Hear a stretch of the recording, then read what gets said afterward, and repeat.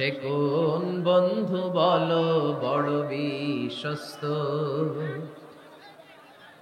সে কোন বন্ধু বলো বেশি বিশ্বস্ত, কার কাছে মন খুলে দেয়া যায়, কার কাছে প্রাণ খুলে দেয়া যায়, হওয়া যায় অতি আশ্বস্ত। তার নাম আহমদ বড় বিশ্বস্ত। সুবহানাল্লাহ পড়ে। As a father, as a teacher, as a commander, as a lawgiver, as a lawmaker, Muhammad is the superman of the world. Subhanallah পড়েন। আমার নবীর চাইতে শ্রেষ্ঠ কোন মানুষ গোটা বিশ্বে দ্বিতীয়টা হতে পারে না। আমার নবীর চাইতে the most trustworthy personality, বিশ্বস্ত মানুষ এই পৃথিবীতে হতে পারে না। আল্লাহ শিখাতে চাইলেন, এই বেদুইন লোকেরা সাবধান, যাকে তোমরা ডাকছো তিনি সাধারণ মানুষ নন। তাকে ইয়া মুহাম্মদ উখরুজ ইলাইনা, এই মুহাম্মদ, এই ঘর থেকে বের হয়ে আসো, এমন করে বেয়াদবের মতো ডাকা যাবে না। বিষ্ণু ঈসা ইসলামকে ডাকতে হবে ইয়া নবী আল্লাহ, ওনাকে ডাকতে হবে ইয়া রাসূল আল্লাহ, ওনাকে ডাকতে হবে ইয়া হাবিব আল্লাহ। ঠিক কিনা? শিষ্টাচার শিক্ষা দিলেন। আল্লাহ বুঝাতে চাইলেন, তোমরা যদি অপেক্ষা করতে অনেক ভালো হতো। ওয়ালাউ আন্নাহুম সাবারু হাত্তা তাখরুজা ইলাইহিম লাকানা খায়রাল লাহুম। আল্লাহর হাবিব সাল্লাল্লাহু আলাইহি ওয়াসাল্লাম দুপুরের খাবার খেয়ে গড়াগড়ি করছিলেন। আল কাইলুলা, টসিং এন্ড টার্নিং, এপাশ ওপাশ করা। শীতকালে দুপুরের খাবার খেয়ে বিছানায় শুইলে আরাম আছে না নাই? এটাকে কাইলুলা বলে। আল্লাহর হাবিব সাল্লাল্লাহু আলাইহি ওয়াসাল্লাম যখন কাইলুলা করছিল, ঠিক তখন লোকগুলো ডাকতে আরম্ভ করলো, ইয়া মুহাম্মদ উখরুজ ইলাইনা, এ মুহাম্মদ আসো। আল্লাহ বললেন, খবরদার, আমার নবীকে এইভাবে ডাকা যাবে না, বরং আমার নবীকে তোমরা ডাকবে ইয়া নবী আল্লাহ, ইয়া রাসূল আল্লাহ, ইয়া হাবিব আল্লাহ বলে। সুবহানাল্লাহ পড়েন। আল্লাহর হাবিব সাল্লাল্লাহু আলাইহি ওয়াসাল্লাম যতক্ষণ না বের হয়ে আসে তোমাদের অপেক্ষা করা উচিত, সবর করা উচিত। আমরা অনেক সময় সবর করি না। ব্যাপার কি? আওয়াজ আবার বাড়তেছে কেন? তাহলে আমরা আমাদেরকে যেভাবে ডাকি, আল্লাহর হাবিব সাল্লাল্লাহু আলাইহি ওয়াসাল্লামকে ওইভাবে ডাকা যায় না। আল্লাহ বললেন, খবরদার, তোমাদের উচিত ছিল অপেক্ষা করা, যতক্ষণ না আল্লাহর হাবিব সাল্লাল্লাহু আলাইহি ওয়াসাল্লাম বিশ্রাম শেষ করে বাইরে বেরিয়ে আসে। তাই কারো বাসায় গেলে অপেক্ষা করবেন যতক্ষণ না উনি আসে, আর যাওয়ার আগে অ্যাপয়েন্টমেন্ট নিয়ে যাবেন। আজকের প্রথম মেসেজ, কারোর সাথে দেখা করার আগে কি নিয়ে যাবেন? ফ্যানের ছেলেরা কথা বলে না, অ্যাপয়েন্টমেন্ট নিয়ে যেতে হবে। অনেকে খালি অস্থিরতা করে, চেয়ারম্যান সাহেবের বাড়ি থেকে সিগনেচার লাগবে, যেই অস্থির, আরে বেরোয় না কেন, চেয়ারম্যান সাহেব আসে না কেন, এতক্ষণ ধরে বসে আছে। এরকম বিরক্ত, খালি কমপ্লেইন করে, অভিযোগ করে, এরকম কিছু লোক আছে না নাই? খেয়াল রাখবেন, যারা ব্যর্থ, জীবনে ব্যর্থ, তারা সবসময় শুধু কমপ্লেইন করে, অভিযোগ, মানুষের কাছে অভিযোগ, আল্লাহর কাছে অভিযোগ, আমার এইটা নাই, ওইটা নাই, আল্লাহ আমার এইটা দাও নাই, ওইটা দাও নাই। আর সফল ব্যক্তিরা কখনো অভিযোগ করে না, খালি শুকরিয়া করে। ঠিক কিনা? Now the decision is yours. You wanna be successful or unsuccessful? আপনি সফল হতে চান না ব্যর্থ হতে চান? তাহলে সফল হলে সবসময় পড়তে হবে আলহামদুলিল্লাহ। কি পড়বেন? হুজুরের সাথে দেখা করতে গেছে, যে এই হুজুর আসে না কেন, কতক্ষণ ধরে বসে আছে। আরে হুজুরও মানুষ, হুজুরও অসুস্থ হয়, হুজুরেরও ফ্যামিলি আছে, হুজুরের ঘুমানো লাগে, হুজুর রোবট না। আমাদের যখন অ্যাপয়েন্টমেন্ট নেয়, মেপে দেয়, হুজুর এই তো সহজ, আপনি এটা করে আসবেন, এরপরে হেলিকপ্টার রেডি, এরপরে ওইটাতে যাবেন, ওইখান থেকে হেলিকপ্টার রেডি। আমি রোবট, হুজুর কি রোবট? হুজুর তো মানুষ না। এগুলো করবেন না, ধৈর্য ধরতে শিখুন, একটু স্থির হন। স্টপ, অনেক হয়েছে, আর না। অস্থির জীবন আমরা চাই না। এই কোরআন আমাদেরকে অস্থির সময়ে স্বস্তির বাণী শোনায়। ঠিক কিনা? কিসের বাণী শোনায়? স্বস্তির বাণী। কোন সময়ে? অস্থির সময়ে স্বস্তির বাণী শোনায় কোরআন। ঠিক কিনা? এজন্য আজকের প্রথম মেসেজ হচ্ছে কারো বাসায় গেলে পারমিশন নিতে হবে। দরজার সামনে যে আগে সালাম দিবেন 3 বার। কয়বার? অনুমতি চাইবেন, অনুমতি দিলে ঢুকবেন, অনুমতি না দিলে বের হয়ে চলে আসবেন। পারা যাবে? এজন্য রব্বুল আলামিন বলেন, ইয়া আইয়ুহাল্লাযীনা আমানু লা তাদখুলু বুয়ুতান গায়রা বুয়ুতিকুম হাত্তা তাস্তানিসু ওয়া তুসাল্লিমু আলা আহলিহা যালিকুম খায়রুল লাকুম লাআল্লাকুম তাযাক্কারুন। সুবহানাল্লাহ পড়েন। আল্লাহ ডেকে বললেন, ও ঈমানদাররা শোনো শোনো, তোমরা যখন অন্য কারো বাড়িতে যাবে খবরদার অনুমতি না নিয়ে সালাম না দিয়ে ঘরে ঢুকে যেও না। দরজার সামনে দাঁড়িয়ে থাকো, দরজার সামনে দাঁড়িয়ে দাঁড়িয়ে 3 বার অনুমতি চাও, তারপরে সালাম দাও। অনুমতি দিলে ঢুকবা, নচেত চলে যাবা। ঠিক কি না? এই আইনটা কার? ফেনীবাসী কি আইনটা মনে রাখতে পারবে? কারো বাসায় যাওয়ার আগে অ্যাপয়েন্টমেন্ট নিয়ে যাব, আর যে হুট করে দরজার ভিতরে ঢুকে যাব না, অপেক্ষা করব। You have to wait. তিনি আসতে বললে এরপরে ঢুকবো। মনে থাকবে? কারো ঘরে অনুমতি না নিয়ে ঢুকা কবিরা গুনাহ। কি গুনাহ? আমরা এগুলোর ইসলাম মনে করি না, আমরা ম্যানার জানি না, আমরা সোশ্যাল নর্মস জানি না। আমরা মনে করি নামাজ, রোজা, হজ, যাকাত, জিকির এগুলাই ইসলাম। ঠিক কিনা? ধরাবাঁধা ইসলাম হিন্দু ধর্মের মতো গদবাঁধা কোনো ধর্ম নয়। আমাদের মসজিদ এটা গির্জা, প্যাগোডা, সিনাগগ আর গুরুদুয়ারার মতো যে কোনো ইবাদতগাহ নয়। আমাদের মসজিদগুলো আমাদের সামাজিক ঐক্যের কেন্দ্রবিন্দু।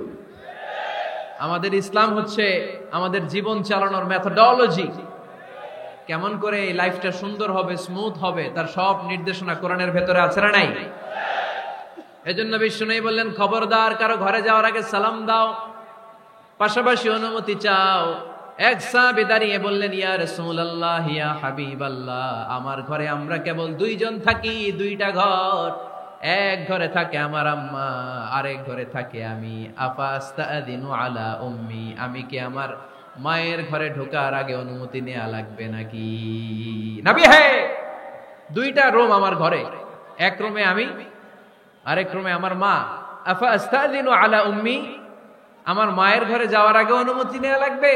আনা খাদিমুহা, আমি তো তার খেদমত করি, মায়ের ঘরে যাইতে অনুমতি লাগবে? বিষ্ণু বললেন, নাআম ইস্তাযিন আলাইহা, হ্যাঁ অবশ্যই মায়ের ঘরে ঢোকার আগে অনুমতি নিয়ে ঢুকবা। সুবহানাল্লাহ পড়বেন না?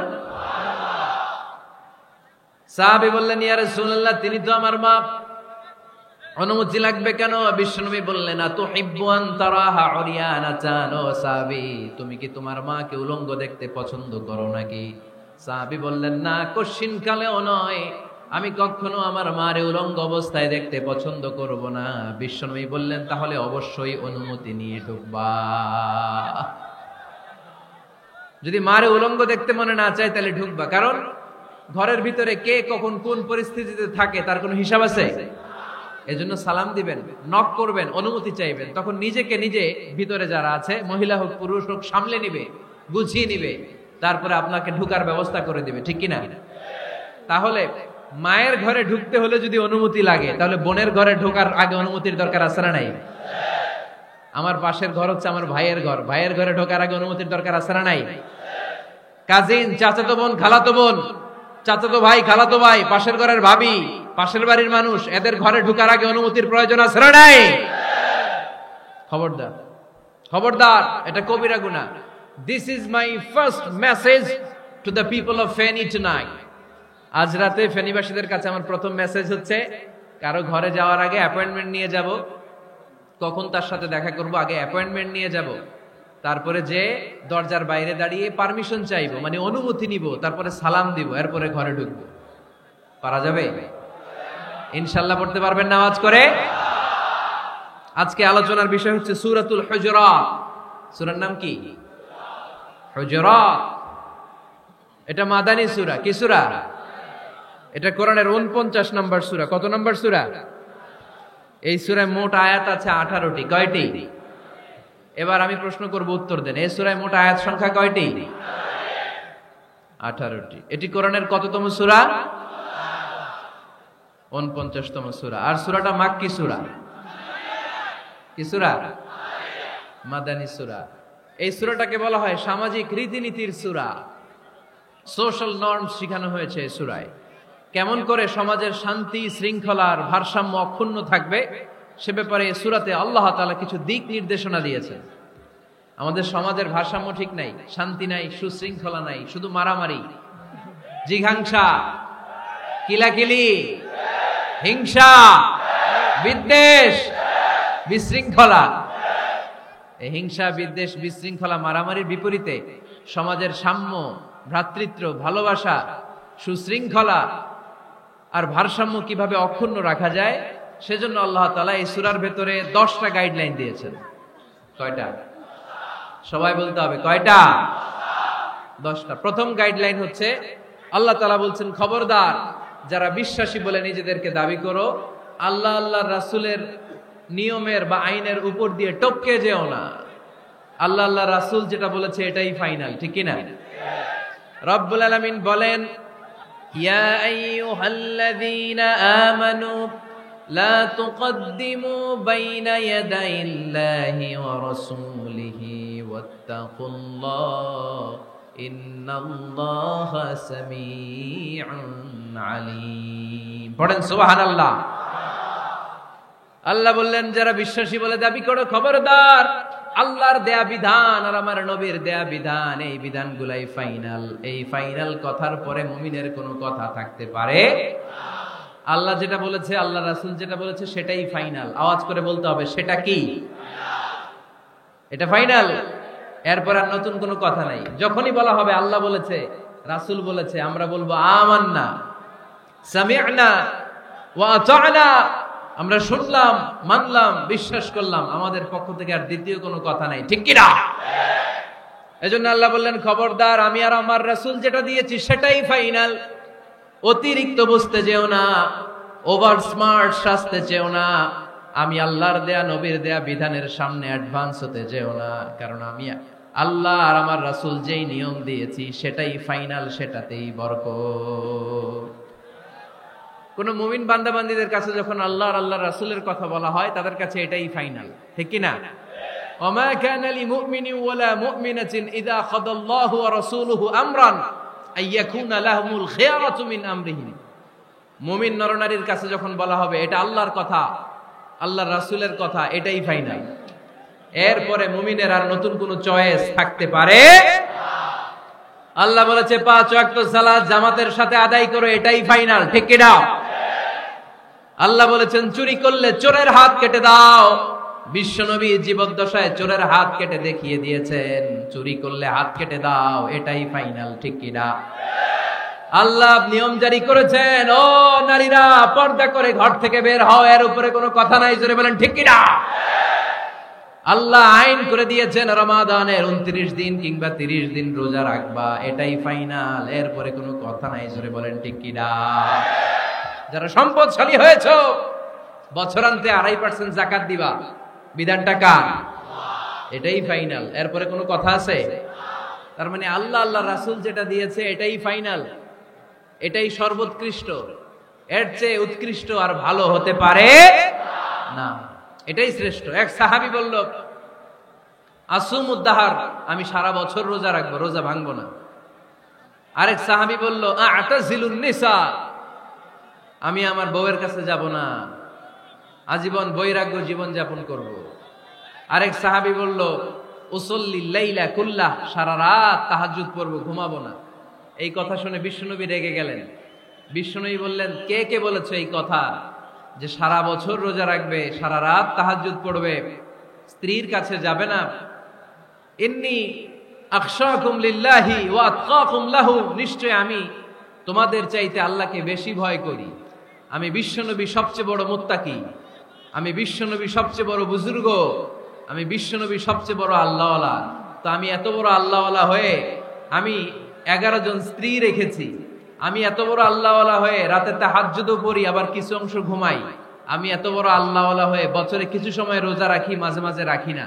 তা আমি ব্যালেন্স করে জীবন ধারণের পরে আমার আল্লাহ আলাগিরিতে কোনো সমস্যা হয় নাই, আমার নবী হতে সমস্যা হয় নাই। তোমাদের সমস্যা হলো কেন? তোমরা কোত্থেকে এটা শিখেছো?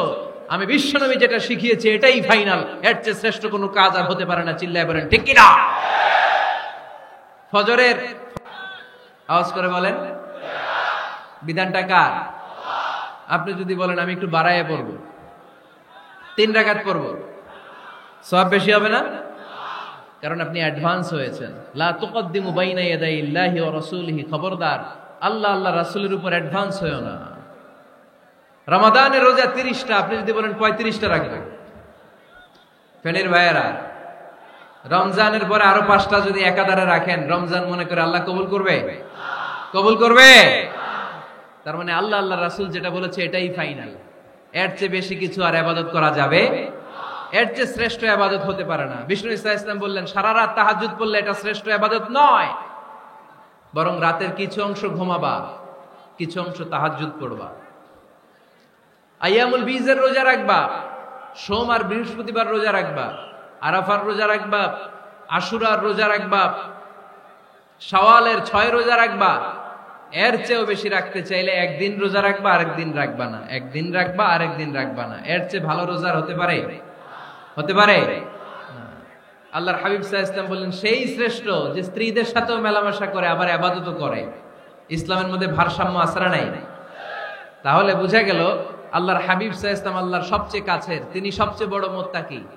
ফেনীবাসী আওয়াজ করে বলেন তো, আমার নবীর চাইতে বড় মুত্তাকি হওয়া যাবে? আমার নবীর চাইতে বড় আল্লাহওয়ালা হওয়া যাবে? নামাজ কেমন করে পড়তে হয় এটা নবী শিখায় গিয়েছেন, এর চেয়ে বেশি কিছু করা যাবে? জিকির কেমন করে করতে হয় এটা বিশ্বনবী শিখিয়ে গিয়েছেন কি জান নাই? বিশ্বনবীর শিখানো পন্থার বাইরে নতুন পন্থায় জিকির করা যাবে? তাহলে আল্লাহ এবং আল্লাহ রাসূল যা শিখিয়েছে এটাই ফাইনাল। আল্লাহ আল্লাহ রাসূলের কথার উপরে আমরা দ্বিতীয় কোনো কথা বলতে চাই না। এটা হচ্ছে 1 নাম্বার গাইডলাইন। সমাজে যদি শান্তি আনতে চান এই গাইডলাইন মানতে হবে। বিশ্বাসীদের জন্য 2 নাম্বার গাইডলাইন হচ্ছে লা তারফাউ আসওয়াতাকুম ফাওকা সাউতিন নবী।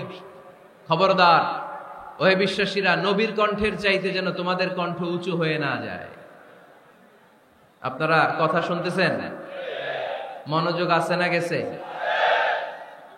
বনু তামিম গোত্রের নেতা কে হবে? আল্লাহর হাবিব সাল্লাল্লাহু আলাইহি ওয়াসাল্লাম পরামর্শ করছিলেন। সাইয়েদনা আবু বকর বললেন আমার মতামত হচ্ছে এই লোকটা নেতা হলে ভালো হয়, যোগ্য লোক। ওমরে ফারুক বললেন না, উনি না। আবু বকর যেটা বলেছে ওইটা না, আমার মনে হয় এই লোকটা নেতা হলে ভালো হয়। আবু বকর বললেন না ওমর তুমি বুঝো না, আমি যারে বলছি সে ভালো। ওমরে ফারুক বলে না আবু বকর, আমি যাকে বলেছি সে ভালো। এরকম মতামত দিতে দিতে, তর্ক করতে করতে বিশ্বনবীর গলার চাইতে সাহাবীদের গলার আওয়াজ বড় হয়ে গিয়েছে। আল্লাহ এটা আরশের উপর থেকে বরদাস্ত করে নাই। আল্লাহ বলেছেন খবরদার লা তারফাউ আসওয়াতাকুম ফাওকা সাউতিন নবী, নবীর কণ্ঠের চাইতে তোমাদের কণ্ঠ যেন উঁচু হয়ে না যায়। আমার নবীকে আমি তোমাদের বন্ধু বানিয়েছি, তোমাদের কাছে রেখেছি, তার মানে এই নয় যা মন চায় তাই নবীর সাথে আচরণ করবা, ঠিক কি না? কখনো যেন নবীর কণ্ঠের চাইতে কণ্ঠ উঁচু হয়ে না যায়। যদি নবীর গলার আওয়াজের চাইতে তোমাদের গলার আওয়াজ উঁচু হয়ে যায়, তোমাদের জীবনের সব নেক আমলগুলোকে আমি বাতিল করে দেব। আল্লাহ ধমক দিয়ে বললেন খবরদার ইয়া আইয়ুহাল্লাযীনা আমানু লা তারফাউ আসওয়াতাকুম ফাওকা সাউতিন নবী ওয়া লা তাজহারু লাহু বিল কওলি কাজহারি বা'দিকুম লিবা'দিন আন তাহবাতা আ'মালুকুম ওয়া আনতুম লা তাশউরুন। পড়েন সুবহানাল্লাহ। আল্লাহ বললেন খবরদার আমার নবীর কণ্ঠের চাইতে যেন তোমাদের কণ্ঠ উঁচু হয়ে না যায়। আমার হাবিবের কণ্ঠের চাইতে তোমাদের কণ্ঠ যদি উঁচু হয়ে যায় বেয়াদবি হয়ে যাবে, ফলে তোমাদের সব নেক আমল বাতিল করে দিবে কে? এই আয়াত নাজিল হওয়ার পরে সাহাবারা কেউ বিশ্বনবীর সামনে এসে বড় গলায় কথা বলে না, আস্তে আস্তে বলে। কেমনে বলে? ওমরে ফারুক এই আয়াত শুনে এত ভয় পেলেন, তিনি বিশ্বনবীর কাছে কোনো কথা নিয়ে আসলে ফিস ফিস করে বলতেন। বিশ্বনবী শুনতে পেতেন না, বলতেন এই ওমর কি বলছো, বুঝি নাই, জোরে বলো। ওমরে ফারুক সাউন্ড বাড়িয়ে জোরে বলতেন। বিশ্বনবী বলতেন এই কি বলেছো, এদিকে আসো, জোরে বলো। আমি শুনতে পাচ্ছি না ওমর, আরো জোরে বলো। ওমরে ফারুক আবার একটু সাউন্ড বাড়িয়ে আবার বলতে আরম্ভ করতেন, বিশ্বনবী বলতেন, আমি শুনতে পাচ্ছি না, জোরে বলো সুবহানাল্লাহ পড়েন। ভয়ে আন তাহবাতা আমালুকুম ওয়া আনতুম লা তাশউরুন, খবরদার, নবীর কণ্ঠের চাইতে যদি কণ্ঠ উঁচু হয়ে যায় সব নেক আমল বাতিল করে দিবে কে? আপনারা যারা হজ উমরা করেছেন, হজ আর উমরা করতে পেরেছেন কারা কারা দেখি? মাশাআল্লাহ। যারা করতে পারি নাই আমরা, আমাদেরকেও যেন আল্লাহ তাআলা তৌফিক দান করে, আমরা পড়ি আমিন। আমরা যেন কাবার চারপাশে তাওয়াফ করতে পারি, সাফা মারওয়ায় যেন সাই করতে পারি, আল্লাহর হাবিব সাল্লাল্লাহু আলাইহি ওয়াসাল্লামের কবরের সামনে দাঁড়িয়ে যেন আমরা সালাতু সালাম পাঠ করতে পারি। আওয়াজ করে পড়তে হবে আমিন। বিশ্বনবী সাল্লাল্লাহু আলাইহি ওয়াসাল্লামের কবরের উপরে এই আয়াতটা লেখা, যে আয়াত নিয়ে আমি এখন আপনাদের সামনে আলোচনা করছি, লা তারফাউ আসওয়াতাকুম ফাওকা সাওতিন নবী। দেখছেন না হাজী সাহেবরা, দেখে আসছেন না?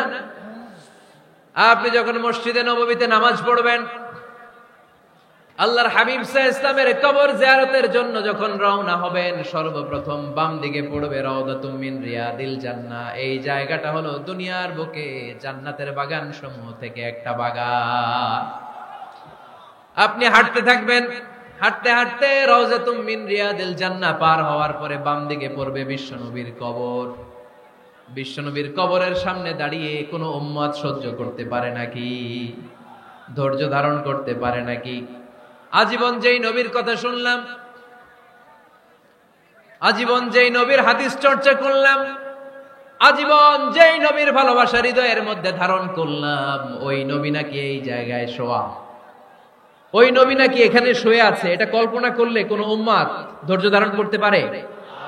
কলিজাটা ছিঁড়ে খান খান হয়ে যায়, চিৎকার দিয়ে নবীরে ডাক দিতে মনে চায়, কিন্তু আল্লাহ বলেছেন খবরদার, কবরের উপরে এই আয়াতটা লেখা, লা তারফাউ আসওয়াতাকুম ফাওকা সাওতিন নবী, খবরদার, এটা নবীর দরবার, এখানে বড় গলায় চিৎকার চেঁচামেচি করে কোনো আওয়াজ করা যায় না। চিল্লায় বলেন ঠিক কি না?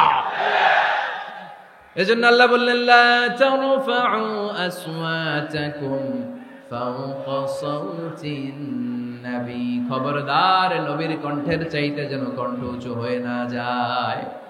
এই আয়াতের হুকুম আল্লাহর হাবিব সাল্লাল্লাহু আলাইহি ওয়াসাল্লামের জীবদ্দশা অবস্থায় যেমন ছিল, ঠিক এখনো এটারে বলবৎ রেখেছে কে?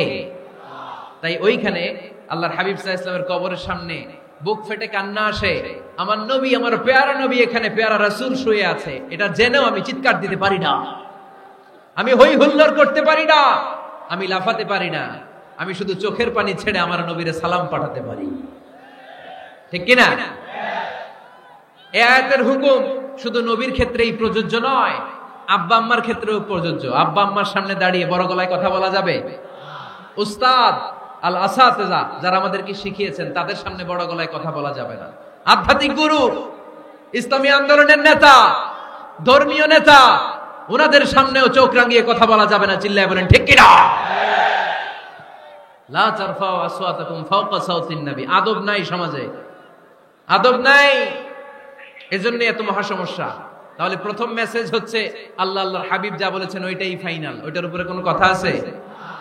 দ্বিতীয় মেসেজ হচ্ছে নবীর দরবারে দাঁড়িয়ে বড় গলায় কথা বলা যাবে। 3 নম্বরে আল্লাহ বললেন, ইয়া আইয়ুহাল্লাযীনা আমানু ইন জাআকুম ফাসিকুম বিনাবাইন ফাতাবায়ানু। ও বিশ্বাসীরা, ও ঈমানদার বান্দারা, তোমাদের সামনে যদি কোনো পাপাচারী, কোনো ফাসিক যদি কোনো খবর নিয়ে আসে, খবরটা বিশ্বাস করার আগে যাচাই করে নিও। ফাতাবায়ানু ইয়ানি ফাতাসাব্বাতু আন সিহহাতিল খবর, খবরটা সহি কিনা যাচাই করার দরকার আছে না নাই? ইযা জাআকুম ইন জাআকুম ফাসিকুম বিনাবাইন ফাতাবায়ানু। ফেনীবাসী মনোযোগ দিয়ে শুনেন, কেউ যদি কোনো তথ্য নিয়ে আসে, খবর নিয়ে আসে, শুনেই হুট করে বিশ্বাস করা যাবে না। ফেসবুকে প্রায় বিভিন্ন ফেক নিউজ আছে না নাই? রুমর, গুজব আছে না নাই? আমি তখন মালয়েশিয়া, হঠাৎ করে দেখলাম নিউজের মধ্যে অনেকে স্ট্যাটাস দিতে শুরু করেছে যে পেঁয়াজের মতো লবণেরও দাম বেড়ে গেছে। এটা কি সত্য নিউজ না গুজব? জোরে বলেন। গুজব। আসলে কি লবণের দাম বাড়ছিল? বাড়ে নাই, কিন্তু না জেনেই অনেকে শেয়ার দিচ্ছে। এজন্য ফেসবুকে কোনো নিউজ যদি আপনি দেখতে পান, শুনতে পান, verify, Justify the news whether it's true or wrong. Check. Make a cross check and double check regarding the authenticity of the report. এই রিপোর্টটা সঠিক কিনা ভেরিফাই করবেন আগে, তারপরে শেয়ার মারবেন। অনেকে আছে সিলে কান নিয়ে গেছে, শুই না সিলের পিছনে দৌড়। আগে কি সিলের পিছনে দৌড়াবেন নাকি কানে হাত দিবেন? নিউজ একটা দেখলেই শেয়ার দেয়া যাবে? কি করবেন? যাচাই করবেন। You have to cross check. You have to justify the news. You have to verify the news. আমরা প্রায় নিউজ একটা দেখলেই শেয়ার দেই। হয়তো একটা ভুল নিউজ আপনি শেয়ার দিয়েছেন, এই ভুল নিউজের কারণে পুরো সমাজের মধ্যে গোলমাল, এর দায়ভার আপনার কাঁধেই বর্তাবে। আওয়াজ করে বলেন ঠিক কিনা? এই ভুয়া নিউজগুলোতে আমাদের খুব আগ্রহ। ফেসবুক নিজের মন মতো ব্যবহার করা যাবে না। প্রায় ফেসবুকে অনেক রুমর পাবেন, গুজব, অনেক স্ক্যান্ডাল। অমুক নেতার গোপন ভিডিও ফাঁস। তো অমুক নেতার গোপন ভিডিও ফাঁস, তোর কি হয়েছে? তোর সমস্যা কি? ওইটা তোর শেয়ার দেয়া লাগবে কেন? চিল্লায় বলেন ঠিক কিনা? মানুষের দোষ আমরা গোপন করতে পারি না। মান সাতারা মুসলিমান সাতারাহুল্লাহু ফিদ দুনিয়া ওয়াল আখিরাহ। যে অন্যের দোষ দেখে গোপন রাখে, তার দোষগুলো গোপন রাখবে কে? আল্লাহ। ওমান কাশাফা মুসলিমান কাশাফাহুল্লাহু ফিদ দুনিয়া ওয়াল আখিরাহ। যে অন্যের গোপন বিষয় প্রকাশ করে দেয়, ওর গোমরও কিয়ামতের ময়দানে ফাঁস করে দিবে কে? আপনি 10 জনের সামনে অন্যের গোপন বিষয় ফাঁস করবেন, আল্লাহ লাখো মানুষের সামনে আপনার ল্যাংটা করে ছেড়ে দিবে। লক্ষ মানুষের সামনে আপনার গোমর ফাঁস করে দিবে। এজন্য খবরদার, অন্যের পিছনে লেগে থাকেন না, অন্যের দোষ খুঁজেন না, দোষ খুঁজবেন নিজের। ইন জাআকুম ফাসিকুম বিনাবাইন ফাতাবায়ানু। মুমিন কোন তথ্য, কোন সংবাদ, কোন রিপোর্ট কিংবা নিউজ শুনলেই বিশ্বাস করে না। মুমিন আগে এটাকে যাচাই করে, বাছাই করে, জাস্টিফাই করে, ভেরিফাই করে, তারপরে সে বিশ্বাস করে। ঠিক কি না? আল্লাহর হাবিব সাল্লাল্লাহু আলাইহি ওয়াসাল্লাম বনুল মুস্তালিকের যুদ্ধে জয়লাভ করলেন। হারিস ইবনে মিরার বনুল মুস্তালিকের নেতা। শুনতেছেন আপনারা? কষ্ট হচ্ছে? আচ্ছা। হারিস ইবনে মিরার বললেন, ইয়া রাসূলুল্লাহ, আমরা ইসলাম ধর্ম গ্রহণ করলাম, কি কি নিয়ম মানতে হবে? আল্লাহর হাবিব সাল্লাল্লাহু আলাইহি ওয়াসাল্লাম বললেন, সালাত পড়বে, যাকাত দিবে। উনি বললেন, তাহলে যাকাত নেন। আল্লাহর হাবিব বললেন, না, এই তো মাত্র কালিমা পড়ে মুসলমান হলে হালানিল হাউল, 1 বছর অতিক্রান্ত হওয়ার পরে যাকাত দিবে। আল্লাহর হাবিব সাল্লাল্লাহু আলাইহি ওয়াসাল্লাম মদিনায় ফিরে আসলেন।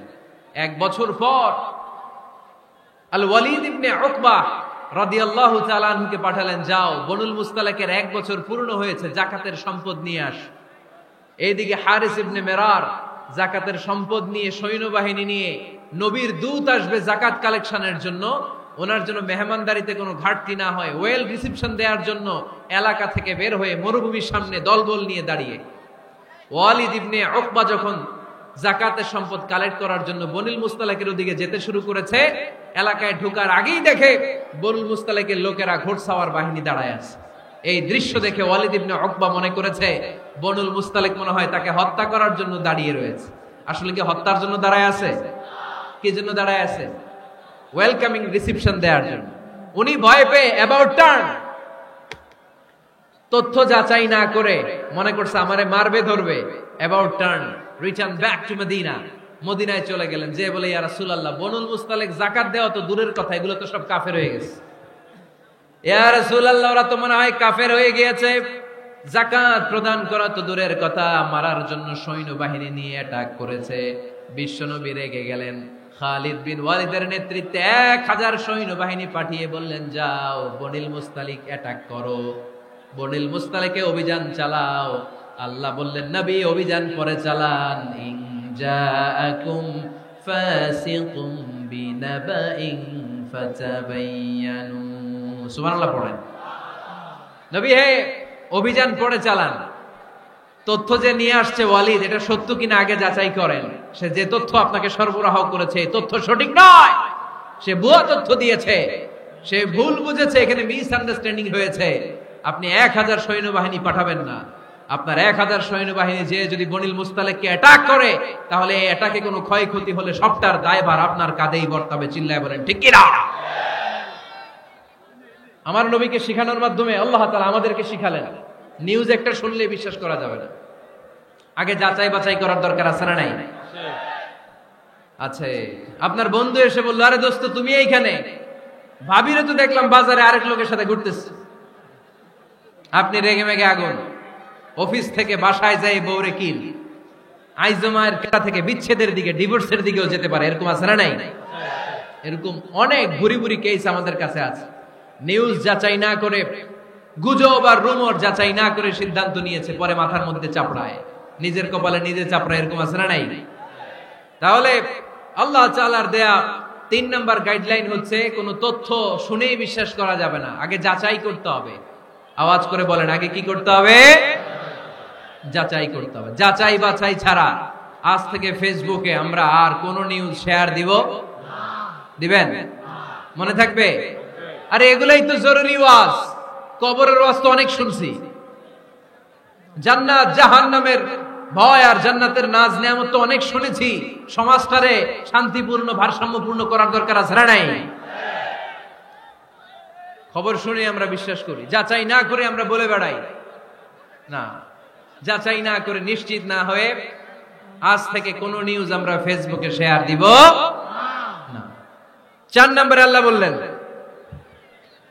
4 নম্বর গাইডলাইন আল্লাহ দিলেন, ইয়া আইয়ুহাল্লাযীনা আমানু লা ইয়াসখার কওমুম মিন কওম। খবরদার আমার বিশ্বাসী বান্দারা, আমার ইমানদার বান্দারা, কেউ কোনোদিন কাউরে ঠাট্টা বিদ্রুপ করে না। সুবহানাল্লাহ পড়েন। মুমিন বান্দা কাউকে ঠাট্টা করতে পারে, বিদ্রুপ করতে পারে না। আমাদের জিহ্বা আছে বলে আমরা যা ইচ্ছা তাই বলতে পারি, কথা বলেন না কেন? আমাদের কান আছে বলে কান দিয়ে আমরা যা মনে চায় তাই শুনতে পারি। যেন কানে শুনি সদা তোমার কালাম, হে খোদা,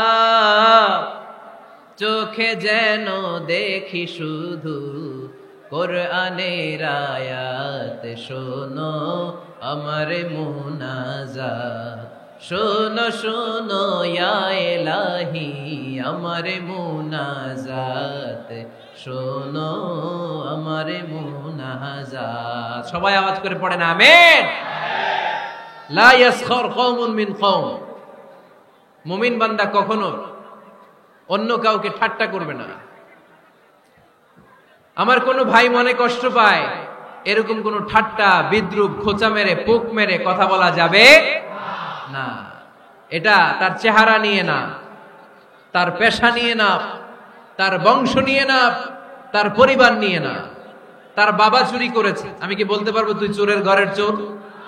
বলে কি বলে না? কেউ একটু মোটা হইলে কয় তুই মোটুর ঘরের মোটু, চোখে কম দেখলে কয় তুই কানার ঘরের কানা। আছে না নাই? না না, স্টপ, থামেন, অনেক হয়েছে, আর না, এগুলো বলা যাবে না। কারো আকৃতি নিয়ে খোটা দেয়া, ঠাট্টা করা, এটা স্বয়ং আল্লাহর সাথে ঠাট্টা করা শামিল, ঠিক কিনা? কারো নাক যদি ছোট হয়, এর কয় বোচা, তোর নাক বোচা। ফেনীতে আপনারা কি বলেন?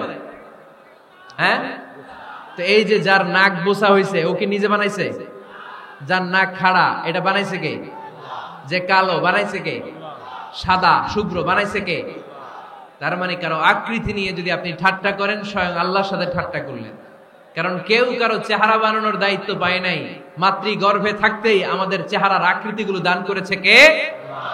হুয়াল্লাযী ইউসাউইরুকুম ফিল আরহামি কাইফা ইয়াশা লা ইলাহা ইল্লা হুয়াল আজিজুল হাকীম। তিনি এমন সত্তা, তোমরা যখন তোমাদের মায়ের পেটের ভেতরে ছোট্ট একটা ভ্রূণ কণা ছিলা, তখনই তোমাদের চেহারার আকৃতি দিয়েছে কে? মায়ের পেটে থাকতেই কে ছেলে হবে, কে মেয়ে হবে, কে সুশ্রী হবে, কে শ্যামলা হবে, কার নাক লম্বা হবে, কারটা খাটো হবে, এগুলো ফিক্স করে রেখেছে কে? এজন্য কখনো কারো চেহারা, কারো আকৃতি নিয়ে ঠাট্টা বিদ্রুপ করা যাবে না। কারণ এই চেহারা আমরা বানাই নাই, বানাইছে কে?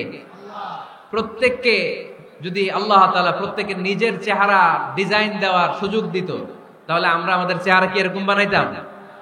কি করতাম? আপনাকে যদি আপনার চেহারা তৈরি করার ডিজাইন আল্লাহ দিত, যে তুমি যেমন মনে চায় নিজের চেহারাটার ডিজাইন দাও, কেমন বানাতেন নিজেকে? কথা বলেন, কয়েকজন বলেন না? হ্যাঁ, সবচাইতে সুন্দর, সবচাইতে সুন্দর করে আমি আমার অবয়বটাকে তৈরি করতাম। কোন নারীকে যদি তার চেহারার ডিজাইন তৈরি করার সুযোগ আল্লাহ দিতেন, সে নারী তাকে বিশ্ব সুন্দরী করে তৈরি করত। ঠিক কিনা? এটা আল্লাহ আমাদেরকে দেয় নাই, এটা আল্লাহ তাআলা নিজ হাতে রেখেছে, নিজে করেছে। তাই কারো আকৃতি নিয়ে ব্যঙ্গ করলে স্বয়ং আল্লাহর সাথে ব্যঙ্গ করার শামিল। চিল্লায় বলেন ঠিক কিনা? সাইয়েদনা ইবনে মাসউদ রাদিয়াল্লাহু তাআলা আনহুর পায়ের নলা ছিল চিকন। হাদিসে এসেছে দাকিকুস সাকাইন, ওনার পা দুইটা ছিল চিকন খেজুর পাড়ার জন্য। ইবনে মাসউদ রাদিয়াল্লাহু তাআলা আনহু যখন খেজুর গাছে উঠলেন, সাহাবারা সাইয়েদনা ইবনে মাসউদের পা দেখে হাসাহাসি শুরু করে দিল। বিশ্বনবী বললেন, খবরদার খবরদার, ইবনে মাসউদের চিকন পা দেখে তোমরা হেসো না। ইবনে মাসউদের চিকন পা দেখে তোমরা হাসো। কিয়ামতের ময়দানে ইবনে মাসউদের এই চিকন পা গুলো যদি মিজানের পাল্লায় রেখে দেওয়া হয়, এই পা দুইটার ওজন উহুদ পাহাড়ের চেয়ে ওজনওয়ালা হয়ে যাবে। এজন্য খবরদার, জিহ্বা আছে বলে যে কোনো কমেন্ট করবেন না। এই আবার কি হইছে দেখি, আওয়াজ কেন? হ্যাঁ, আর কি দেখবেন? এখনই তো বিদায় নেব আমি, চুপ করার নেবা, থামেন। জিহ্বা আছে বলেই, জিহ্বা আছে বলেই যে কোনো ধরনের মন্তব্য করা যাবে না। আল্লাহর হাবিব সাল্লাল্লাহু আলাইহি ওয়াসাল্লাম বলেছেন, মাইয়াদমান লি মা বাইনা লিহিয়াইহি ওয়া মা বাইনা রিজলাইহি আদমান লাহুল জান্নাহ। ও আমার উম্মতেরা, তোমাদের মধ্য থেকে কেউ যদি আমাকে দুইটা অঙ্গের গ্যারান্টি দেয়, কয়টা অঙ্গের? সবাই বলতে হবে কয়টা? আমার কোন উম্মত যদি আমাকে দুইটা অঙ্গের গ্যারান্টি দেয় যে তারা এই দুই অঙ্গের পাপ করবে না, আমি তাদেরকে জান্নাতের গ্যারান্টি দেই। এক নম্বরে মা বাইনা লিহিয়াইহি, দুই চোয়ালের মাঝখানে যা থাকে মানে জিহ্বা। আমার কোন উম্মত যদি আমারে গ্যারান্টি দেয় জিহ্বা দিয়ে কোনো মিথ্যা বলবে না, কাউরে বাজে কথা বলবে না, ঠাট্টা বিদ্রূপ করবে না, জিহ্বা দিয়ে যে পাপ কাজগুলো হয় এগুলো করবে না, আর দুই রানের মাঝখানে যে অংশ আছে লজ্জাস্থান, এই দুইটা অঙ্গের গ্যারান্টি যদি আমার কোন উম্মত আমারে দেয়, আমি আমার ওই উম্মতকে জান্নাতের গ্যারান্টি দিয়ে দেব। খবরদার ফেনীবাসী, খবরদার। মন চাইলেই যা মনে চাই মুখ দিয়ে বলা যাবে। আমার রাসূল সাল্লাল্লাহু আলাইহি ওয়াসাল্লামের 11 জন স্ত্রী, এর মধ্যে একজন স্ত্রী ছিলেন একটু স্থূল আকৃতির, মানে মোটা। কি ছিলেন জানেন? ওই স্ত্রীর নাম কি? সফিয়া। কি নাম? সফিয়া বিনতে হুয়াই ইবনে আখতাব। উনি আল্লাহর হাবিব সাল্লাল্লাহু আলাইহি ওয়াসাল্লামের সব স্ত্রীদের মধ্য থেকে একটু স্থূলকার ছিলেন, একটু ফেটি ছিলেন, মোটা ছিলেন। আম্মা জান আয়েশা একবার ওনার প্রতি রেগে আল্লাহ রাসূল সাল্লাল্লাহু আলাইহি ওয়াসাল্লামের কাছে বিচার দিলেন যে আপনার মুটি বউ, মুটকি বউ। আল্লাহর হাবিব সাল্লাল্লাহু আলাইহি ওয়াসাল্লাম এই কথা শুনে রেগে গেলেন। আয়েশা, এটা তুমি কি বললা? তুমি সফিয়ারে মুটি বলে গালি দিলা। লাকাদ কুলতিলা কালিমাতান লাউ মুসিজাতহু লা মাসহাজাতিল বাহর। আয়েশা, তুমি এমন একটা কথা সফিয়ার শানে বলেছো, এই কথাটাকে যদি সাগরের মধ্যে ঢেলে দেওয়া হয়, এই কথাটার তিক্ততা আর পঙ্কিলতা পুরো সাগরের নীল পানিকে মুহূর্তে কালো করে দিবে। এজন্য খবরদার, জিহ্বা সামলান। সাহাবারা রাদিয়াল্লাহু তাআলা আনহুম আজমাইন, ওনারা জিহ্বা ধরে মাঝে মাঝে জিহ্বার মধ্যে বাড়ি দিতেন আর কাঁদতেন আর বলতেন, জিহ্বা, তোর কারণে কিয়ামতের দিন আমরা আল্লাহর কাছে ধরা খেয়ে যাব। মুমিন চাইলেই এই মুখ দিয়ে যা মনে চায় বলতে পারে। তাহলে 4 নাম্বার গাইডলাইন হচ্ছে লা ইয়াসখার কওমুন মিন কওম, কোন বিশ্বাসী বান্দা কখনো অন্য বিশ্বাসী বান্দাকে ঠাট্টা বিদ্রূপ করতে পারবে না। 5 নম্বরে আল্লাহ বললেন, ওয়ালা তালমিজু আনফুসাকুম, খবরদার অন্যের দোষ খুঁজবা না। ও আমার বিশ্বাসী বান্দারা, নিজের দোষ খোঁজো, অন্যের দোষ খোঁজো না। দেখেন, সমাজটারে শান্তিপূর্ণ বানানোর জন্য আল্লাহর পক্ষ থেকে কি সুন্দর মোরাল এন্ড এথিক্যাল ইনস্ট্রাকশনস, কি চমৎকার গাইডলাইন। অন্যকে ঠাট্টা করো না। ওয়ালা তালমিজু আনফুসাকুম, নেভার ডিফেম ইচ আদার, একে অপরের দোষ খোঁজো না, নিজের দোষ খোঁজো। কার দোষ খুঁজবেন? আরো জোরে বলতে হবে, কার দোষ খুঁজবেন? অন্যের দোষ খোঁজা যাবে? কিছু লোক আছে দেখবেন সারা দিন চায়ের দোকানে বসে, এই বাড়িতে এই সমস্যা, ওই বাড়িতে এই সমস্যা, ওই বাড়িতে এই সমস্যা। তোর বাড়িতে কি সমস্যা? কিছু লোক আছে এই হুজুরের এইটা খারাপ, এই হুজুরের ওইটা ভালো না, এইটা খারাপ, এইটা সমস্যা, এটা সমস্যা। তোর কি সমস্যা? তোর সমস্যা তুই খুঁজে বের কর, নিজের সমস্যা খুঁজে বের কর। যে নিজে নিজের সমালোচনা করতে পারে সেই সর্বাপেক্ষা বুদ্ধিমান। এজন্য খবরদার আমার কলিজার টুকরা যুবক ভাইয়েরা, কখনো কাউকে ব্যঙ্গ করে, বিদ্রুপ করে, ছোট করে কোনো মন্তব্য করা যাবে না। কখনো অন্যের দোষ খোঁজা যাবে না। দোষ আমরা খুঁজবো নিজের দোষ, ঠিক কিনা? দোষ আমরা খুঁজবো কার দোষ? চিল্লায় বলতে হবে কার দোষ? নিজের দোষ খুঁজতে হবে। যারা নিচু মনের মানুষ, এরা মানুষের দোষ নিয়ে কথা বলে। Small people talk about people, average people talk about things and stories, and great people talk about ideas. যারা নিচু মনের মানুষ, এরা মানুষের দোষ নিয়ে কথা বলে। যারা মাঝারি ধরনের মানুষ, এরা এলাকার ঘটনা বিভিন্ন বিষয় নিয়ে কথা বলে। আর যারা বড় মনের মানুষ, এরা আইডিয়া নিয়ে কথা বলে।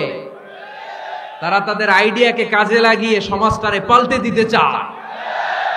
যুগ জামানা পাল্টে দিতে চাই না অনেকজন, এক মানুষই আনতে পারে জাতির জাগরণ। এক মানুষই বিপদকালে বাঁচায় কাফেলায়, ক্ষুদ্র ডিঙ্গি বাঁচায় জাহাজ অসীম দরিয়ায়। এজন্য নিজেকে শুধরাতে হবে। ওয়ালা তালমিজু আনফুসাকুম, অন্যের দোষ খোঁজো না, নিজের দোষ খোঁজো। তাহলে ফেনীবাসীরা, এই হোক আমাদের স্লোগান, আমরা নিজেদের দোষ খুঁজবো বেশি, অন্য কারো দোষ কখনো খুঁজবো না। আপনি নিজে ঠিক হয়ে যান, দুনিয়া এমনি ঠিক হয়ে যাবে। নিজে ঠিক তো দুনিয়া ঠিক। নিজেকে শুধরান। অন্যের দোষ দেখে তো আমার লাভ নাই। ও কি করছে এটা ও জবাব দিবে, আমি কি করেছি আল্লাহর সুপ্রিম কোর্টের কাঠগড়ায় সেদিন আমাকে জবাব দিতে হবে। চিল্লায় বলো ঠিক কিনা? এজন্য অন্যের দোষ যেন আমরা না খুঁজি, নিজেকে যেন পরিবর্তন করি। পরিবর্তন করতে রাজি আছি তো সবাই?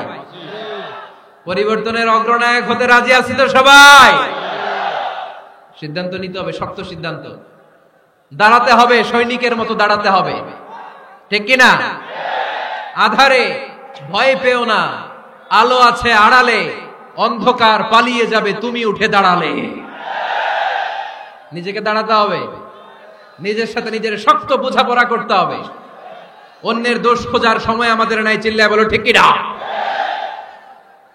দোষ খোঁজা যাবে না, নিজের দোষ নিজের আমরা খুঁজবো। বসেন বসেন। কি ঢুকছে এখানে?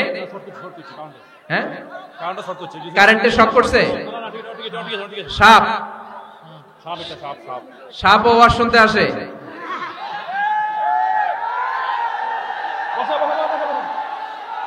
মাশাআল্লাহ। এইখানে শ্রোতা হিসেবে আছে বীর মুজাহিদ, মেরে ফেলছে এটারে। ঠিক আছে ঠিক আছে ঠিক আছে, বসুন।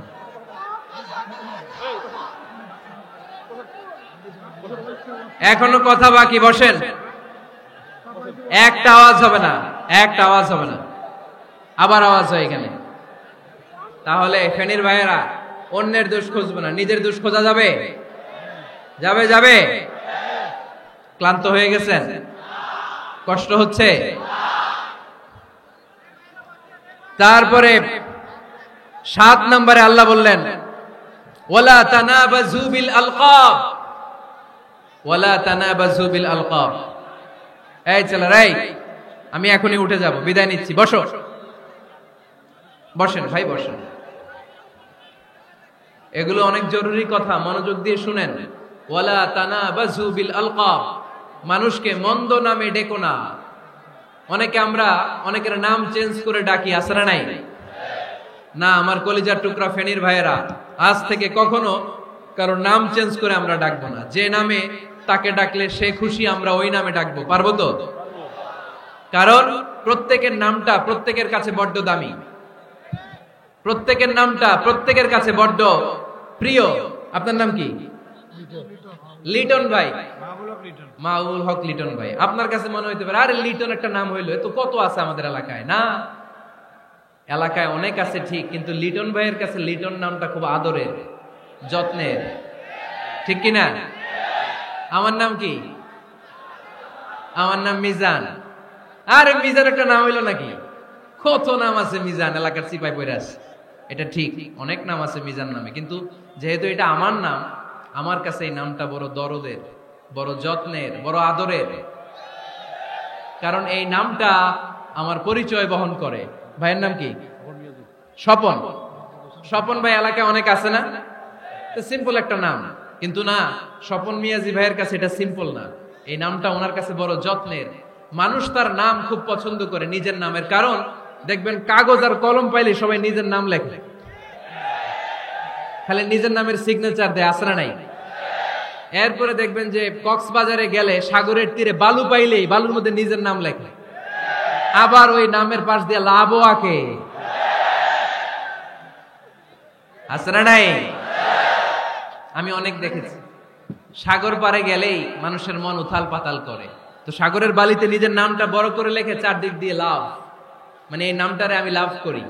এটা প্রমাণ করে প্রত্যেকে নিজের নামটারে বড্ড বেশি ভালোবাসে, ঠিক কিনা? এজন্য ফেনীর সোনার টুকরারা, খবরদার বন্ধুরা, নিজেরা যেন একে অপরকে এমন নামে না ডাকি যে নাম শুনলে সে কষ্ট পায়। আজ থেকে কোনো বাজে নামে কাউরে ডাকা যাবে না। আব্বা আম্মা আদর করে কত সুন্দর নাম রেখেছে, আবু বকর, ওরে সবাই ডাকে বকইরা, কপাল পোড়া। আব্বা আম্মা নাম রেখেছে আবু ওয়াক্কাস, ওরে ডাকে আক্কাইচা। কত সুন্দর নাম আমার আল্লাহর নামের সাথে মিলিয়ে আব্দুল কুদ্দুস নাম রেখেছে, ওরে ডাকে কুদ্দুচ্চা। আছে না নাই? কবিরা গুনাহ করেছেন আপনি, কবিরা গুনাহ। It's not a simple deal, এটা সাধারণ কোনো ব্যাপার না, এগুলো সবগুলা কবিরা গুনাহ। কোনোদিন কাউকে ঠাট্টা বিদ্রুপ করে কিছু বলবো না, কখনো অন্যের দোষ খুঁজবো না, কারো নাম বিকৃত করে কোনোদিন কারো মনে কষ্ট দিব না, ঠিক কিনা? এরপর 8 নম্বরে আল্লাহ বললেন, ইয়া আইয়ুহাল্লাযীনা আমানু ইজতানিবু কাসীরাম মিনায-যন্নি ইন্না বা'দায-যন্নি। অবিশ্বাসীরা খবরদার, অনুমান আন্দাজ নির্ভর কোনো কথা বলবে না, যেটা বলবে নিশ্চিত হয়ে বলবে। কার কথা?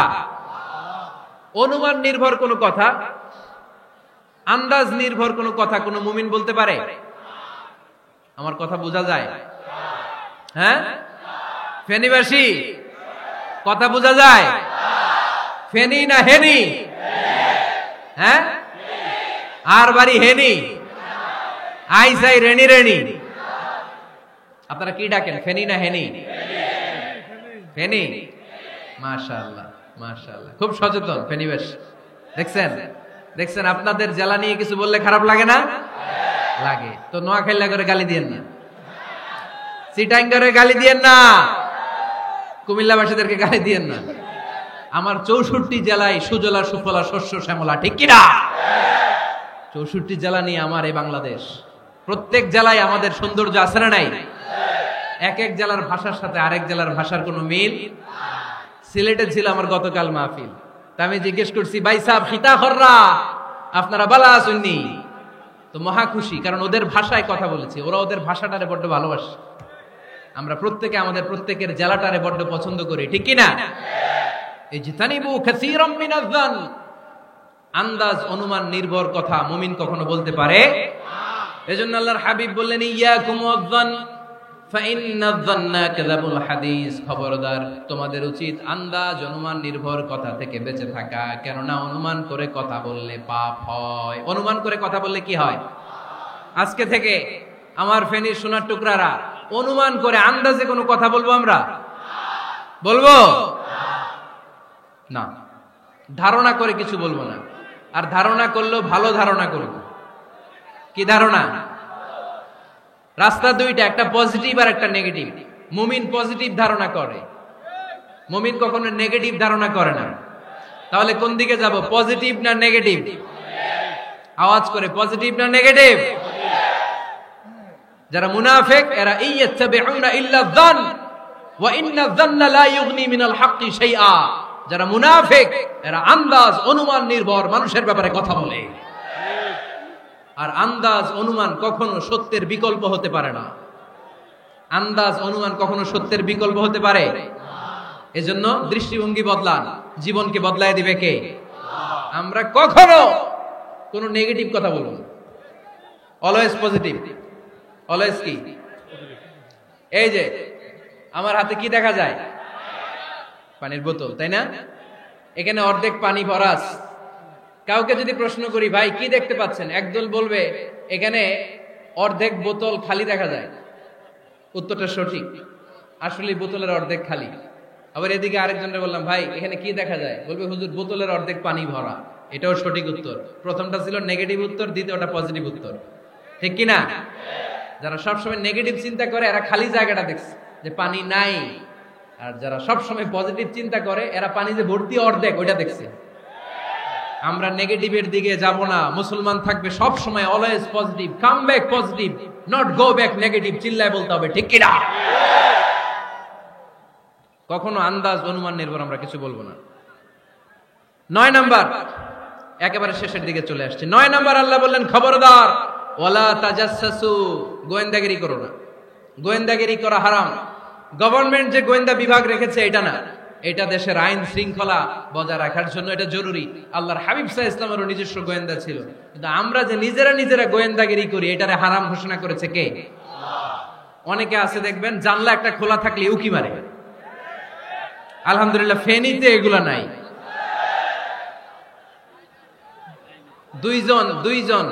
দুইজন ওদিকে কি যেন বলতেছে, উনি আড়ি পেতে কথা শুনে। আছে না নাই? ছিদ্র একটা থাকলে উকি মারে। আছে না নাই? খবরদার, ওয়ালা তাজাসসু, গোয়েন্দাগিরি করো না। কখনো কোনোদিন কারো পারমিশন ছাড়া মোবাইলের গ্যালারি চেক করবেন না। কখনো কারো পারমিশন ছাড়া তার ফেসবুকের মেসেঞ্জারে কে কার সাথে চ্যাটিং করেছে এটা করা যাবে না। কখনো কারো পারমিশন ছাড়া তার মেইলের ইনবক্স খুলে দেখা যাবে না। কখনো কারো পারমিশন ছাড়া কারো ব্যক্তিগত চিঠি পড়া যাবে না। দিস ইজ ইসলাম, এটাই ইসলাম। আমরা ইসলামকে শুধু নামাজ আর রোজা আর জিকির আর এই দাড়ির মধ্যে সীমাবদ্ধ করেছি। প্রত্যেকের একটা প্রাইভেসি আছে না নাই? Everyone has privacy and no one should interfere in his privacy or in her privacy. প্রত্যেকের একটা প্রাইভেসি আছে না নাই? মানুষ ছোট হলেও তার একটা সম্মান আছে না নাই? এজন্য ছোট্ট বাচ্চাদেরকে কখনো প্যান্ট খুলতে বলবেন না। অনেকে বলে, আরে ছোট মানুষ, খোল খোল, আরে তুই খোল, এই খোল খোল খোল তো। আছে না নাই? ওরও প্রেস্টিজ আছে, ওরও সম্মান আছে। খবরদার, everyone has a personal space and no one should interfere someone's personal space. কারো পার্সোনাল স্পেসে যেন আমরা নাক না গলাই। অনেকের বদ স্বভাব ফ্যামিলি ম্যাটার নিয়ে, প্রাইভেট ম্যাটার নিয়ে কথা বলে। ভাই কি চাকরি করেন? সরকারি না বেসরকারি? সরকারি। বেতন কত? উনার বেতন কত? এটা দিয়ে আপনার কি লাভ? ঠিক কিনা? মানুষ একটা দেখলে, ভাই বয়স কত, ভাই বেতন কত? ফার্স্ট ইমপ্রেশনে, ফার্স্ট যখন আপনি কারোর সাথে দেখা করবেন, বেতন কত, বয়স কত, এগুলো জিজ্ঞেস করা যাবে? কেউ যখন কারো ঘনিষ্ঠ হয়, বন্ধুতে রূপান্তরিত হয়, তখন এই কথাগুলো। কিন্তু শুরুতেই প্রাইভেট ম্যাটার নিয়ে, পার্সোনাল ম্যাটার নিয়ে খোঁচাখুচি করা যাবে না। ওয়ালা তাজাসসু, গোয়েন্দাগিরি করো না। গোয়েন্দাগিরি করাকে হারাম ঘোষণা করেছে কে? শেষ কথা বলি, 10 নম্বরে আল্লাহ বললেন, 10 নম্বরে রব্বুল আলামিন বললেন, ওয়ালা ইয়াগতাব বা'দুকুম বা'দা আইয়ুহিব্বু আহাদুকুম আইয়াকুলা লাহমা আখিহি মাইতান ফাকারিহতুম। খবরদার, কেউ কারো গীবত করো না। কি করো না? গীবত করো না। এই উঠতেছে কে? বসেন, এখনই কথা শেষ হবে, একসাথে উঠবো। বসেন, আমার দিকে তাকান, আওয়াজ বন্ধ করুন। একে অপরের গীবত করো না, ব্যাকবাইটিং, চুগলখড়ি। আলহামদুলিল্লাহ ফেনীতে এগুলা নাই। চায়ের দোকানে বসে এর কথা ওর কানে, ওর কথা ওর কানে বইলা সমাজ একটা গিরিঙ্গি লাগায়। আছে না নাই?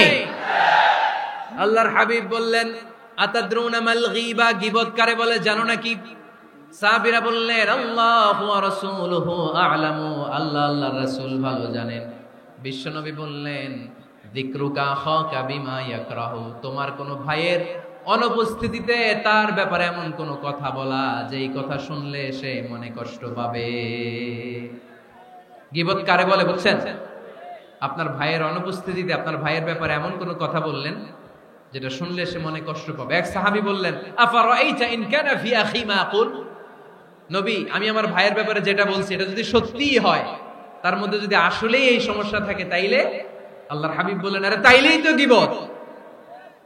আর যদি তোমার ভাইয়ের মধ্যে এই দোষ না থাকে, বানায়া বলো, তাহলে এটা গীবত না, গীবতের চেয়ে ভয়ঙ্কর। ফাকাদ বাহাতাহু, এটার নাম বহতান আর মিথ্যা অপবাদ। চিল্লায় বলেন ঠিক কিনা? কোন মুমিন গীবত করতে পারে? গীবত করার মৃত ভাইয়ের পচা গোশত খাওয়ার সমান। কোন মুমিন কখনো গীবত করতে পারে? এখন হালাল পন্থায় গীবত চলে আমাদের দেশে। কিভাবে জানেন?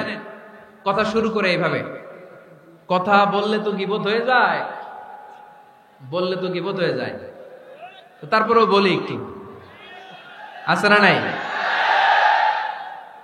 হালাল পন্থায় গীবত কি কমু ভাই যায়, বললে তো গীবত হয়ে যায়। হালাল করতেছে এটা, হালাল হালাল হালাল না, বললে যদি গীবত হয়ে যায় তো বলবেন কেন? থামেন। কোন মুমিন কখনো গীবত করতে পারে? মেরাজের রাতে আল্লাহর হাবিব সাল্লাল্লাহু আলাইহি ওয়াসাল্লাম দেখলেন কিছু লোক লাহুম আযফারুম মিন নুহাস, তামার আগুন দিয়ে নখ বানানো, নখর ধারালো, ইয়াখদাশুনা বিহি উজুহাহুম ওয়া সুদুরাহুম, তারা তাদের নখ দিয়ে জাহান্নামে নিজের গালের গোশতগুলো, বুকের গোশতগুলো ছিঁড়ে ছিঁড়ে খাচ্ছে, আর তাদের ব্যথা যন্ত্রণা দেখে পুরো জাহান্নামের অন্য লোকরা থারথার করে কাঁপছে। আল্লাহর হাবিব বললেন, ইয়া জিবরিল মান হুম মান হাউলা, এরা কারা? সাইয়েদনা জিবরিল বললেন, হুম আহলুল গীবাতি মিন উম্মাতিক, এরা আপনার উম্মতের মধ্যে চায়ের দোকানে বসে বসে যারা গীবত করেছিল তারা। এজন্য কোন মুমিন গীবত করতে পারবে না। অন্যের গীবত আমরা করব না, দোষ খুঁজলে নিজের দোষ খুঁজবো। এই 10টা গাইডলাইন এই ফেনী জেলায় যদি কালকে থেকে ইমপ্লিমেন্ট হয়, আপনাদের কি মনে হয় ফেনীর কোন এলাকাতে, কোন থানাতে মারামারি, বিশৃঙ্খলা এগুলো থাকবে? থাকবে? সব শেষে আল্লাহ তাআলা আমাদেরকে ঐক্যবদ্ধ হওয়ার কথা বললেন। আল্লাহ 5 বার বিশ্বাসীদেরকে ডাক দিলেন, 6ষ্ঠবারে আল্লাহ দুনিয়ার সবাইরে ডাক দিলেন, আস্তিক নাস্তিক হিন্দু বৌদ্ধ এদেরকে ডেকে আল্লাহ শেষ করলেন। শেষ কথা শুনতে মনে চায়? এতক্ষণ আল্লাহ বলছে ইয়া আইয়ুহাল্লাযীনা আমানু, এর মানে কি? ওহে ঈমানদারগণ। এবার আল্লাহ ডাক দিছে ইয়া আইয়ুহান নাস। এবার আল্লাহ কি বলে ডাক দিছে? আওয়াজ করে বলতে হবে, কি বলে?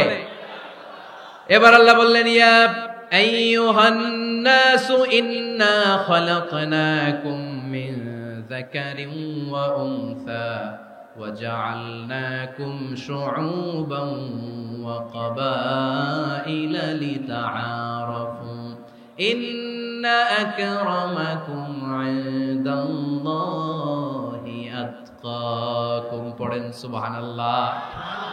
আল্লাহ ডেকে বললেন, ইন্না খালাকনাকুম মিন যাকারিন ওয়া উনসা, ও বিশ্বাসীরা, এটা বলে ডাকে নাই, ও মানব সকল, নিশ্চয় আমি তোমাদেরকে এক নারী আর এক পুরুষ থেকে তৈরি করেছি। ওই পুরুষের নাম কি? ফেনীবাসী আওয়াজ করে বলেন, আদম আলাইহিস সালাম। আর ওই নারীটার নাম কি? এই দুইজন থেকে গোটা পৃথিবী। তার মানে আসলে আমরা সব এক। আসলে কি? সব এক। নাস্তিকও আমার ভাই, হিন্দুও আমার ভাই, বৌদ্ধ খ্রিস্টানটাও আমার ভাই। ভ্রাতৃত্ব 3 ধরনের। একটা হচ্ছে মায়ের পেটের ভাই, এটাকে আরবিতে বলে আল উখুয়া আন নাসাবিয়্যা, মায়ের পেটের ভাই, উনি আমার মায়ের পেটের ভাই। আরেকটা আছে আল উখুয়া দ্বীনিয়া, দ্বীনি ভাই। এই যে আমরা সবাই এখানে একে অপরের কি ভাই? দ্বীনি ভাই। 3 নম্বরে হচ্ছে আল উখুয়া আল ইনসানিয়া, মানবতার দিক থেকে ভাই। সে দৃষ্টিকোণ থেকে হিন্দু আমার ভাই, বৌদ্ধ আমার ভাই, কারণ সেও মানুষ আমিও মানুষ। আমাদের সবার বাবার নাম কি? কথা কয় না? আদম আলাইহিস সালাম। সবার মায়ের নাম কি? দেখছেন, আমরা সবাই এক, সবাই এক। বিভেদের প্রাচীর আর বৃত্ত আমরা বানিয়েছি। ইসলাম ধর্ম, বর্ণ, জাতীয়তাবাদ এগুলোর বাইরে যে এক বিশাল ব্রড মাইন্ডেড রিলিজিয়ন, যেখানে আলাদা আলাদা বৃত্ত টানে নাই। আমরা ধর্ম, বর্ণ, ভাষা, জাতীয়তা এগুলোকে সামনে এনে আলাদা আলাদা পরিচয়ের বৃত্ত বানিয়েছি। আমরা বানিয়েছি শ্বেতাঙ্গ আর কৃষ্ণাঙ্গের পার্থক্য, আমরা করেছি আরব অনারবের বিভাজন, আমরা করেছি ব্রাহ্মণ আর শূদ্রের জাত প্রথা। ইসলামে কোনো জাত প্রথা নাই, শ্বেতাঙ্গ কৃষ্ণাঙ্গের পার্থক্য নাই, প্রেসিডেন্ট কুলিওয়ালা ঠেলাওয়ালার কোনো পার্থক্য আল্লাহর সামনে নাই। চিল্লায় বলো ঠিক কিনা? যার প্রমাণ আমরা ভেঙেছি। এই বিভেদের প্রাচীরকে ভেঙে গুড়িয়ে দিতে হবে। আমরা মানুষকে মানুষ হিসেবে কনসিডার করি না। দেখলেই বলি কোন দল করেন, দেখলেই বলি কোন পীরের মুরিদ, দেখলেই বলি কোন দল করেন। না না, সবার আগে পরিচয় হচ্ছে আমরা সবাই মানুষ। বাবার নাম আদম, মায়ের নাম হাওয়া। আর আমাদের মধ্যে সবচেয়ে বড় পরিচয় হচ্ছে আমরা মুসলিম। এখানে আমি মুসলিম ছাড়া আর কাউকে দেখতে পাচ্ছি না, সব মুসলিম। আমার কাছে পীরের মুরিদ নাই, তাবলীগের ভাই নাই, জামাত ইসলাম নাই, শাসনতন্ত্র নাই, ঐক্যজোট নাই, বিএনপি নাই, আওয়ামী লীগ নাই, কিচ্ছু নাই। আমি বুঝি মুসলমান। আমরা একে অপরের মুসলমান বলে কনসিডার করতে চাই না তো, খালি পিস পিস করি, টুকরা টুকরা করে দেশটারে শেষ করে দিলাম। আমাদের প্রভু কয়জন? নবী কয়জন? কোরআন কয়টা? কিন্তু আমাদের মধ্যে বিভাজন। আমরা কি বিভাজন চাই নাকি ঐক্য চাই? আমাদের প্রভু এক নবীর উম্মাহ, জীবন বিধানে কই শিবানী কোরআন। তবে কেন এক নও হে মুসলমান, এক হও এক হও করিয়া আহ্বান। পড়েন আমিন। বাইতুল্লাহ এক, মদিনা শরীফ এক, উহুদ পাহাড় এক, বদরের মাঠ এক। ঠিক কিনা? একটা তো জীবন, মরণ যে একটাই, একসাথে মিলে মিশে একটাই প্রাণ। তবে কেন এক নও হে মুসলমান, এক হও এক হও করিয়া আহ্বান। পড়েন আমিন। বিভেদের প্রাচীর আর দেয়ালকে ভেঙে দেওয়ার জন্য এই যুবক ছেলেগুলাই যথেষ্ট। ঠিক কিনা? আমার বাংলাদেশকে মাদক মুক্ত করার জন্য, ইফটিজিং মুক্ত করার জন্য, সুদ মুক্ত করার জন্য, যৌতুক মুক্ত করার জন্য আমার ফেনীর কলিজার টুকরা যুবকেরাই যথেষ্ট।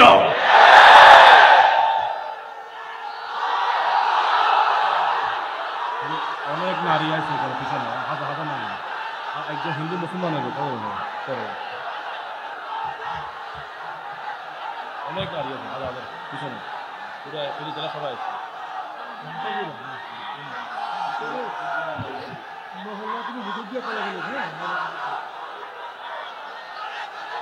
মাশাআল্লাহ মাশাআল্লাহ মাশাআল্লাহ। আমরা আসলে বিভেদের প্রাচীর তৈরি করতে চাই না। ঐক্যের কথা শুনলে আমরা, আমাদের সবচেয়ে বড় পরিচয় মুসলিম, এটা শুনলেই আপনাদের মধ্যে যে উচ্ছ্বাস আর উদ্দীপনা, এটাই প্রমাণ করে ভেদাভেদ কখনো জনগণ চায় না। মুসলিম তৌহিদি জনতার হৃদয়ের ভেতরে ভেদাভেদ নাই, হিংসা নাই, বিদ্বেষ নাই। আমাদের আসল পুঁজি ভালোবাসা। আমাদের আসল পুঁজি কি? এই ভালোবাসা দিয়ে আমরা বিশ্ব জয় করতে চাই। ঠিক কিনা? পারা যাবে মুসলমান? আর যে 10টা গাইডলাইন, 10টা মেসেজ আজকে শেয়ার করলাম, এগুলো মানা যাবে তো?